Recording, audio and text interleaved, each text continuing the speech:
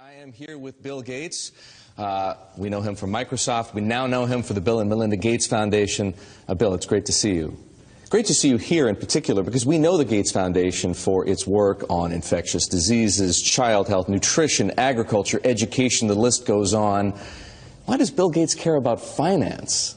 Well, it's all about helping the poorest. And one thing they don't have access to is bank accounts. The fee structure, if you have small amounts of money, is just too high. And we got involved in some traditional microlending, but just didn't see how that could scale up and get inexpensive enough. So now we're involved in trying to make sure we get a very efficient digital payment structure set up for all the poorest in the world to get financial products that work for them. What are you doing?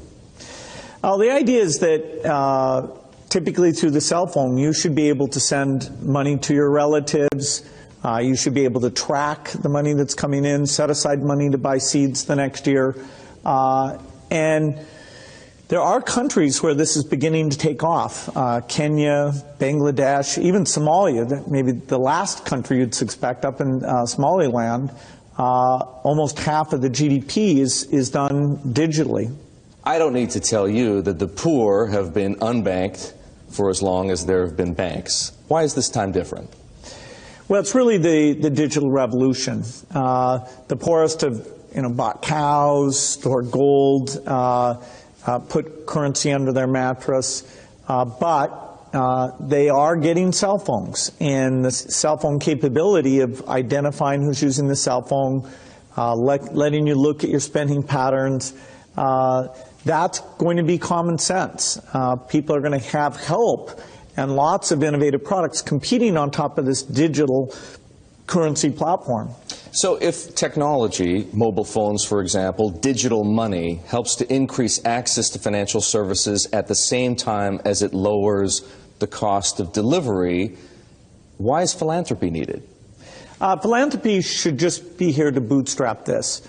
There are a lot of regulations in this area, and understanding how those regulations can make the cost of remittances, where you're sending money back to your family in your country of origin, how right now that has about a 5% overhead on it. We think we have a role to make sure that, particularly for the smaller transactions, the regulations don't impose those very high costs.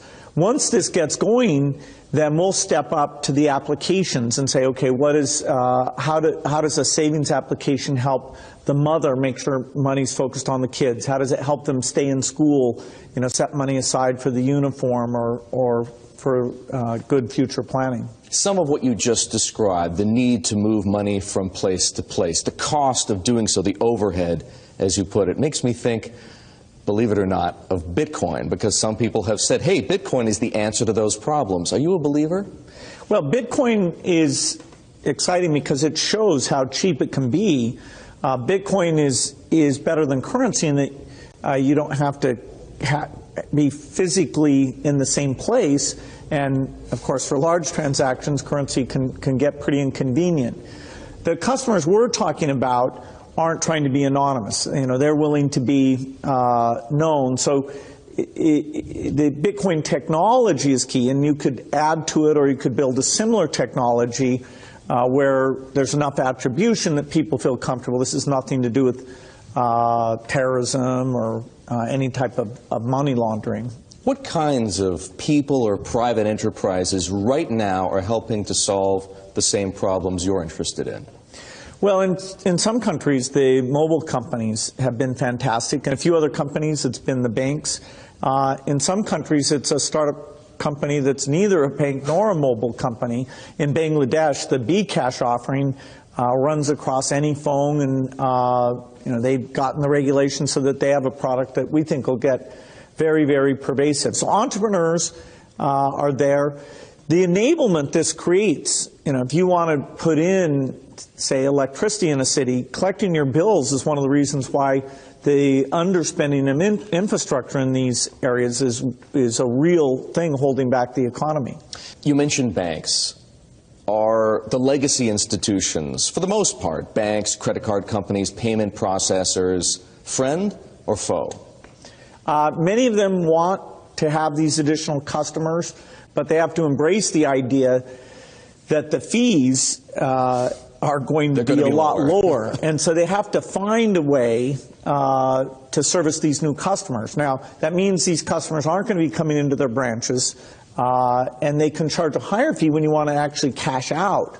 But if it's a pure digital transaction, then, you know, you should be paying, you know, less than 1% to move that money from you to a merchant or from you to a friend, even with meeting all the regulatory requirements.